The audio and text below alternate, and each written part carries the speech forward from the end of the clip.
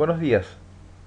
Este sería el contenido de la unidad 5, que en conjunto con la unidad 3 de aglomerantes son las unidades más cortas de la materia, no porque sean menos importantes, sino porque presentan menor cantidad de contenidos. Dentro de los materiales constituyentes, el agua es el que menos atención se le presta.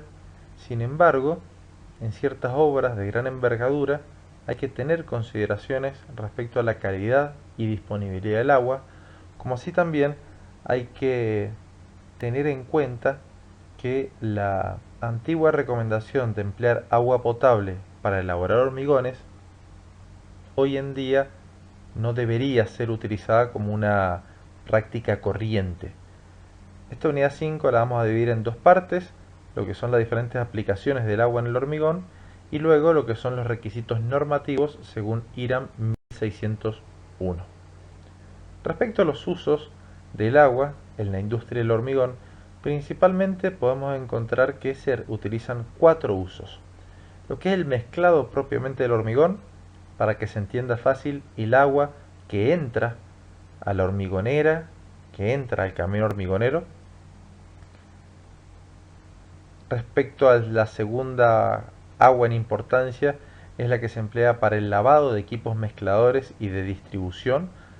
Quiere decir que al finalizar la jornada hay que utilizar agua para lavar los tambores de los camiones mixers, para lavar las canastas de las bombas en obra. Se necesitan cantidades importantes de agua que vamos a ver también cuáles son las tendencias para su reutilización.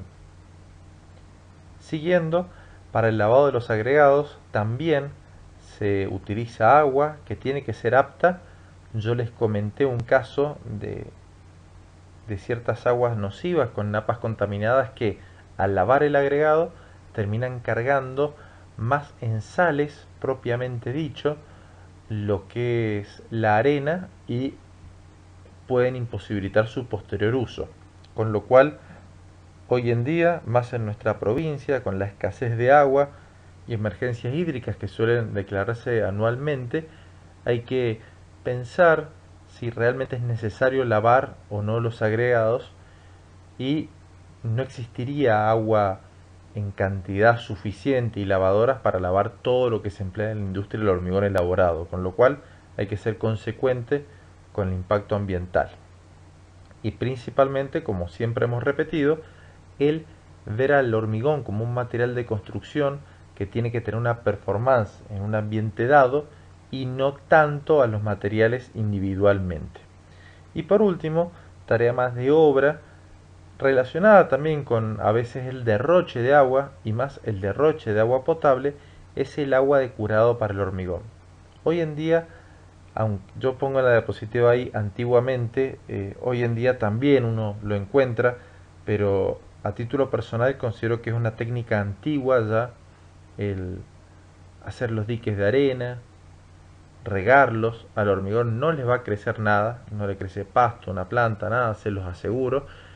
Y la verdad que es desperdiciar recursos si con un plástico uno impide lo que es la pérdida de humedad.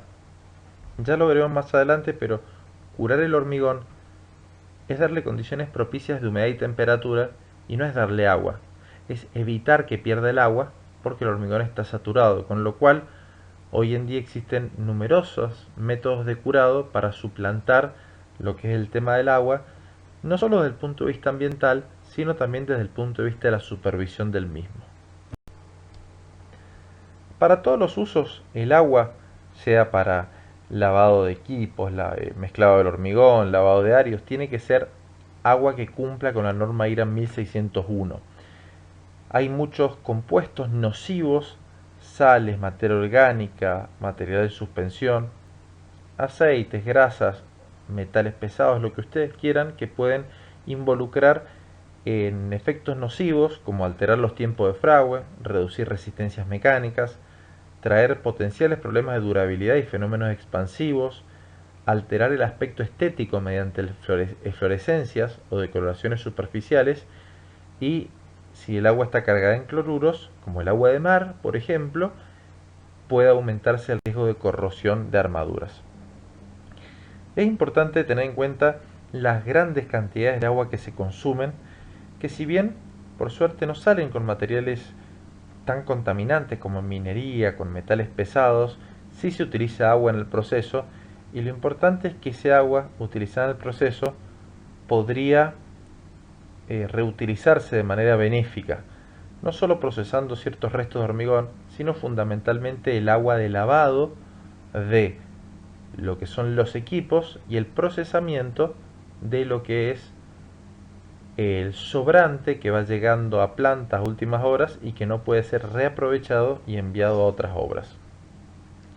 Se estima que existe más de 2 trillones de litros de agua anuales, y desde el punto de vista ambiental esto tiene un impacto muy relevante, con lo cual hay que buscar fuentes de agua, reutilizar, como les digo, el agua de lo que son los equipos de mezclado, usar aditivos, granulometrías continuas para bajar el uso de agua por metro cúbico, además que vamos a economizar cemento, que es lo que más impacto ambiental trae, y como les comentaba recién, tener en cuenta alternativas para el curado de las estructuras. ¿Por qué pongo agua en el hormigón? Y principalmente desencadena las reacciones de hidratación, que quiere decir que el agua con el cemento es el responsable del fragua y el endurecimiento, y en segundo lugar lubrica lo que son los agregados y el cemento y facilita la colocación. El agua mezclado está constituida principalmente por el agua líquida propiamente que uno incorpora a la mezcla del camión, eventualmente hielo, se puede emplear en escamas, se puede emplear en rolitos, y ese agua también la consideramos como agua líquida porque se termina derritiendo.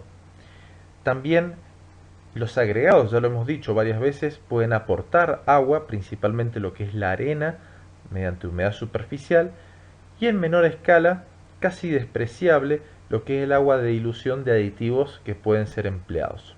Es decir, todas estas cantidades de agua se incorporan dentro del camión como agua de mezclado, que es una de las funciones que habíamos dicho que cumple el agua dentro de la industria del hormigón. Para desarrollar la reacción de hidratación se necesitan cerca de 0,23 de relación agua-cemento, es decir, 23% del agua del cemento, y es muy raro encontrar hormigones con tan baja relación agua-cemento, y uno utiliza relaciones agua-cemento del doble al triple. Eso incluiría la gran mayoría de los hormigones que se despachan. Relación agua-cemento es 0,40, 0,45, hasta 0,65, 0,70 para darle más trabajabilidad al hormigón. Con 0,23 es muy difícil diseñar una mezcla y involucraría un derroche económico en cemento para mantener esa cantidad de agua y su relación con el cemento. Demandas de agua normales en hormigones andan para cementos que demanden baja cantidad de agua y agregados limpios y continuos, 130, 140 litros como bajo, y tenemos extremos de 200, 210 hasta 220 litros en las condiciones más desfavorables. Agregados bastante sucios, cementos muy adicionados que demanden mucho agua y tiempo caluroso. Entonces un rango muy grande que puede variar esta demanda de agua.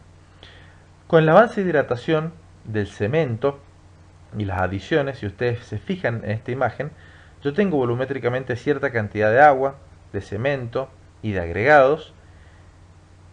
El agua interviene bastante volumétricamente porque tiene una densidad de 1 respecto a los otros materiales, y luego con el paso de las reacciones de hidratación, parte del agua, gran parte del agua se hidrata con el cemento, pero parte del agua queda libre en los poros capilares. Bien, y los agregados siempre mantienen el volumen y puede quedar cemento sin hidratar, que eso va a depender de la disponibilidad de agua y del tiempo. A mayor tiempo que se disponga agua en forma permanente, más se irán hidratando las partículas de cemento y menos poros quedarán.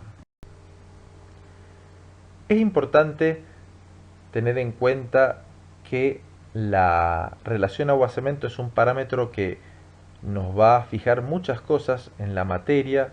Es un parámetro muy teórico, yo siempre digo, pero muy relevante, que es difícil para demostrar o determinar en la práctica de manera confiable, y esta relación agua-cemento que me maneja dos parámetros muy relevantes del hormigón como resistencia y durabilidad.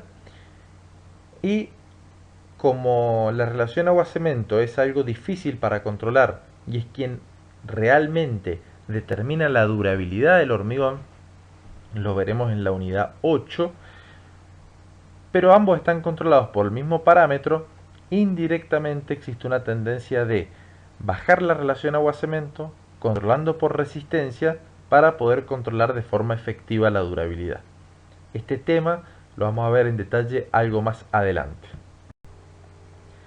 Si nosotros tenemos una relación agua-cemento alta de 0,70, hormigones muy permeables H3, H17, vamos a tener bajas resistencias y bajas durabilidades en ambientes agresivos.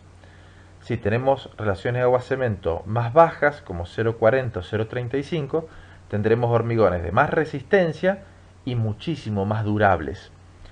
Si bien entre 0,70 y 0,35 existe la mitad de relación agua-cemento, yo triplico la resistencia y puedo multiplicar por 10 o por 20 la durabilidad. Es importante tenerlo en cuenta. Si ustedes se fijan en estos dibujos esquemáticos, la relación agua-cemento termina siendo una relación de dilución. ¿Cuánto cemento tengo en cierta cantidad de agua? Entonces, en la imagen de la derecha, las partículas de cemento están más cerca. Voy a tener menos poros, voy a tener una estructura mejor de hidratación y voy a tener menor red capilar que me va a involucrar mayor resistencia y mayor durabilidad. Con relaciones agua-cemento altas, hormigones como H13, H17, que lamentablemente se siguen empleando en nuestra provincia, siendo de las provincias que con categorías resistentes más bajas trabaja, ni que hablar con hormigones in situ, las partículas de cemento están más lejos, cuesta hidratarse y claramente me va a quedar una estructura mucho más porosa. Entonces es importante trabajar con relaciones agua-cemento medias y bajas por no solo criterio de resistencia, sino de durabilidad y ambientales. Recuerden que si uno construye una obra con hormigones de muy alta relación agua-cemento, es decir, de baja calidad, la tendré que hacer de vuelta a los 10-15 años, y eso es duplicar los recursos naturales más la energía para demoler y volver a construir asociada. Lo hemos visto en la primera clase de historia del hormigón. Esta es la primera publicación de la ley de Abrams, de Duff-Abrams, en la cual da la relación hiperbólica entre relación agua-cemento y resistencia a compresión. Marco en rojo los rangos usuales, que estarán entre 0,40 y 0,70. Fíjense, son muy similares a los que uno tiene actualmente, ya lo vamos a ver. Y por encima de 1, esos valores de resistencia no los consideramos ya, sino consideramos hormigones de resistencia de más de 20 megapascales. Con lo cual, tan errado Abrams no estaba hace 100 años. Acá tenemos una relación agua-cemento y ley de Abrams para el cemento más utilizado en Mendoza, que es el puzolánico, y en este caso con un conjunto de agregados de Neuquén, para dar otro ejemplo. Es decir, que estas curvas de relación agua-cemento no vienen en los libros, no son puramente teóricas, sino que dependen de los materiales locales. Si la arena es más limpia, si el agregado es triturado. A ver, dependen si utilizo reductor de agua o no, si utilizo aire incorporado. Y de la experiencia se obtienen estos puntos azules, verdes, rojos, a 3, 7 y 28 días respectivamente, y se trazan líneas de tendencia que permiten luego extrapolar diferentes dosificaciones para distintas relaciones agua-cemento. Bien, relaciones agua-cemento menores a 0,30 no se suelen utilizar y mayores a 0,70 tampoco. Entonces, es importante tener en cuenta que esta relación agua-cemento y esta ley de Abrams depende de los materiales locales, fuertemente del tipo de cemento, si se utiliza o no reductor de agua, fuertemente si se utiliza aire incorporado o no, y también de los agregados utilizados.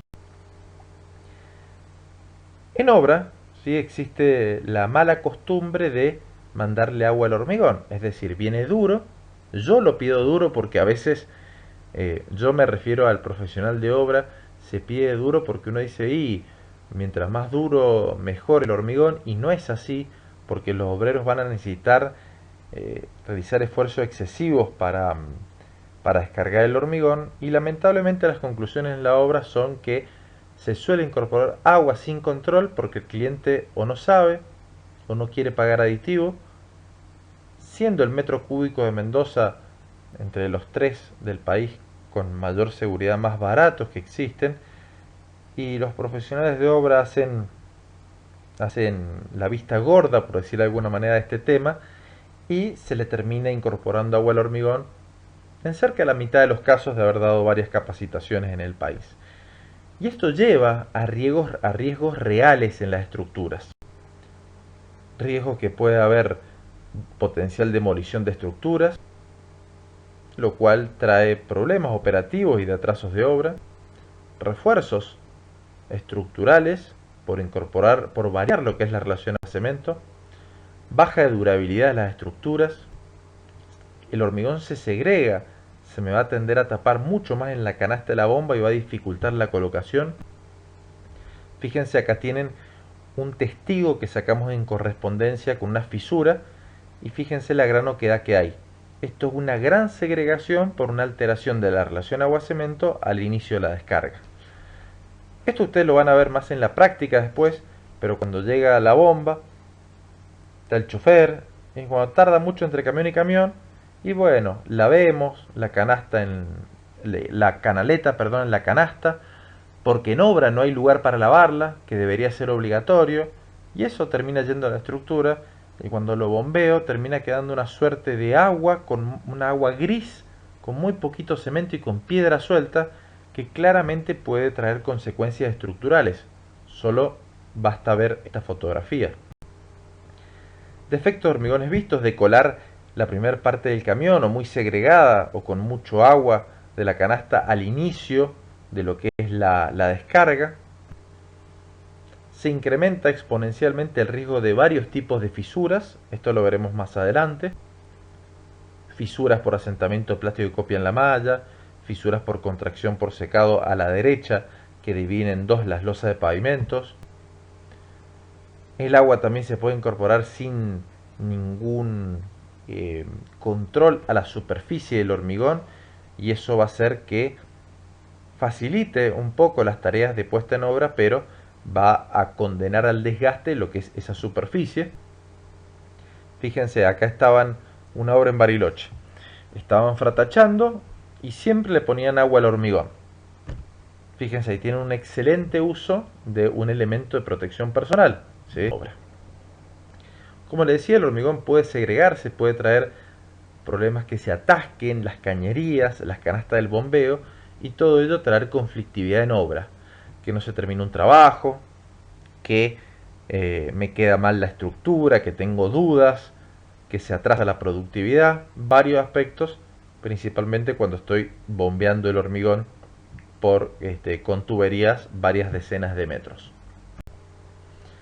Con lo cual uno diría, bueno, pero si todo el mundo debería saber el por qué no hay que ponerle agua al hormigón, porque baja la durabilidad, baja la resistencia, se sigue haciendo, y si bien no hay una estadística confiable, como les decía, yo creo que en cerca de la mitad de los viajes se le pone agua, un poco, mucho, pero se le pone agua al hormigón en la obra.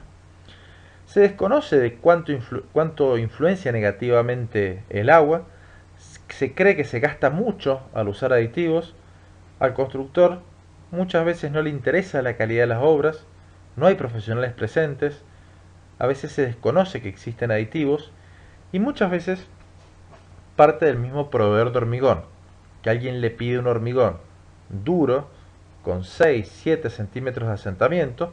Ya veremos más adelante qué significa esto, pero es un hormigón difícil para trabajar, para los medios de colocación de bomba, por ejemplo. Piden eso, llega el camión a obra, y los obreros no van a palear el hormigón ni descargarlo en 5 horas. Hay que hacerlo rápido, eso está claro. Entonces, al no tener aditivo, por no haberlo ofrecido o porque el cliente no quiere pagarlo, se determina incorporando agua al hormigón en la obra.